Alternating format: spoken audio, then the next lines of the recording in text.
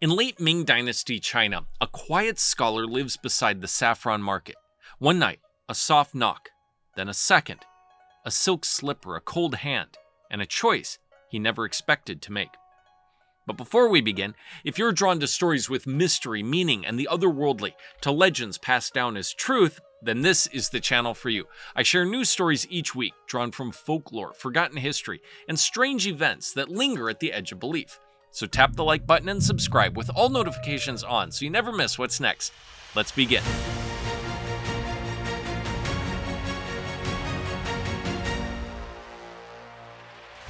Our story begins with Sang Ziming, an orphan from Yizhou, a small inland town in today's Shandong province in the north.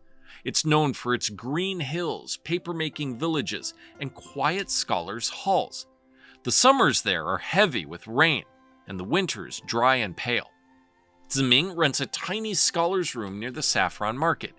Bed, desk, lamp, and not much else. No stove. Now, that mattered because every day he crossed the lane to the east neighbor's house for food. The neighbor's wife sold set bowls to poor examinees. One at noon, one at dusk. Now, Ziming's late father had once helped that family, and in return, they kept Ziming on their 2 bowls a day list so he wouldn't starve while he studied. Ziming was bookish and a little proud. When his friends teased him about ghosts and fox spirits, he'd wave them off. If a spirit comes as a man, I have a blade.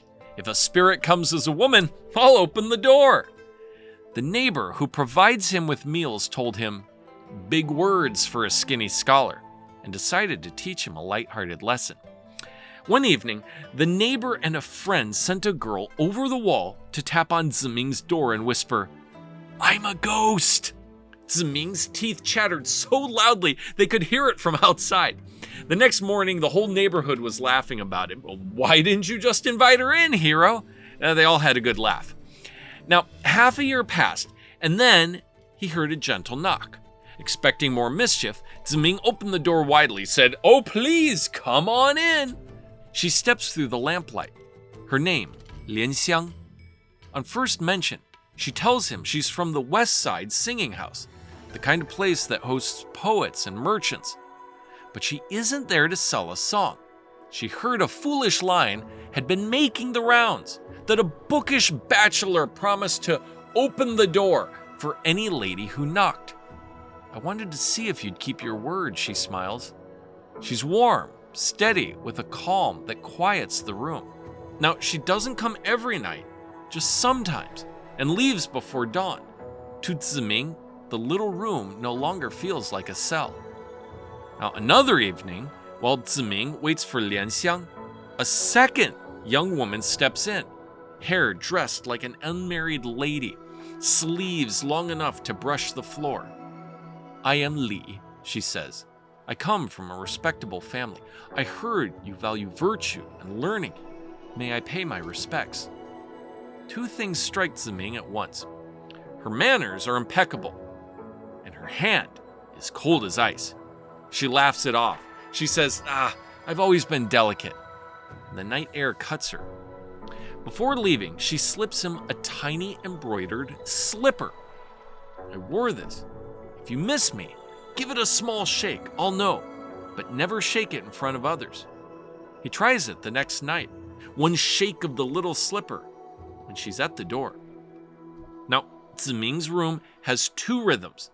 Miss Lianxiang, like spring and rain, and Miss Li, quiet as frost. After a few visits, Lianxiang studied Ziming's face and laid 3 fingers on his wrist. He blinks. You know medicine? She nods like it's no big deal. People who live long enough in the hills learn a few things. I once knew a midwife. She taught me the 3 positions for taking a pulse. 寸, 关, 尺. Then, she tells him what she feels. His pulse is thin and disordered, like tangled silk, she says. 鬼症, ghost's disease, she tells him, and explains plainly. In folk medicine, it's when yin energy presses down on the body, weight loss, thin pulse, bad sleep, a cold that doesn't leave. A ghost doesn't have to hate you to hurt you. Its nature drains you. You've been getting colder by night. She brews a bitter decoction, cut herbs she brought folded in paper, and he feels his belly warm and his head clear, but just for a while. The next night, Miss Li appears. When she hears Ziming was ill, she says, very soft but sharp, "Of course, that Lianxiang lady is a fox. I followed her to a hillside den." Ziming just laughs it off. The following night, he repeats the rumor to Lianxiang when she comes to visit. She doesn't flinch. Some foxes harm people by stealing essence, that kind. But I'm not that kind. But ghosts! She looks toward the door. Ghosts can't help what they are. Their yin energy drowns the living. Lianxiang leans in even more. "Listen," she says, and it's the first time her voice is hard. "If you keep calling her with that slipper, you'll be on the other road soon. End it." Ziming says she's jealous. Lianxiang stares for a long moment, then says, "Count 100 days. She leaves. The next weeks are awful for Ziming. Food tastes like cloth. He can't get warm. He drinks thick gruel and tells himself it's fine. He is not. Still, when the room is dark and lonely, his hand finds the little shoe. Miss Li comes, weeps, and begs him to stop seeing the other woman. She is a fox. He soothes her and lies to himself. 2 months later, Ziming is a shadow. Cheekbones like knives, breath like thread. A boy from the neighbor's house leaves bowls at the door. Lianxiang returns and sees at once what has happened. "Under the pillow," he rasps. She finds the slipper and lifts it towards the lamp. Miss Li steps in, sees Lianxiang, turns to run. Lianxiang blocks the door, not with fury, with resolve. Ziming speaks first. "You're killing me." Miss Li falls to her knees. "I was a petty official's daughter," she says. "I died before I married. The silkworm died before it finished its silk. I wanted a partner. I wanted life. I never meant to harm you." Lianxiang answers the other half, why she came. "I heard a ridiculous promise passed from tea house to tea house that a lonely scholar would open the door. I saw a man who kept his word, who thanked the neighbor's boy for rice, who tucked a torn sleeve and still bowed like a gentleman. I came to keep you alive, not to pull you under." Lianxiang opens a silk pouch and shows round, dark pills. "I've been collecting these for 3 months. If the poison is all through him, these can still pull him back. There's a condition." She looks to Miss Li. The hand that harmed him must help. Miss Li's shame is plain, but she nods. Lianxiang places a pill in Ziming's mouth and says to Miss Li, "Give him your breath." She does. Heat blooms. His belly rumbles like distant thunder. A second pill. This time, Lianxiang seals it with her own breath. Color reaches his cheeks. "He's back," Lianxiang murmurs. At dawn, Miss Li fades with the light. Lianxiang bolts the outer door, tells the neighbors Ziming has gone home to rest, and nurses him day and night. When Miss Li returns in the evenings, she behaves like a younger sister, fetching water, tending the lamp, and Lianxiang treats her like one. There are rules now. No slipper, no calling, no staying past dawn. It works until it doesn't. Miss Li grows lighter, fewer visits, more silent. Then Ziming lifts her like a bundle of straw. She curls to 2 feet long and will not wake. Then she is gone. Ziming sits with the little shoe in his hand. "I shook this and she came," he says. "I thought it was a trick. I never guessed why it worked." Lianxiang says quietly, "Between worlds, small tokens carry big weight." Even she admits she misses the girl. Now, across town, the wealthy Zhang family has an 18-year-old daughter, Yanar. In the middle of the night, she suddenly sits up and insists she must go out. "I'm the spirit daughter of a magistrate," she says.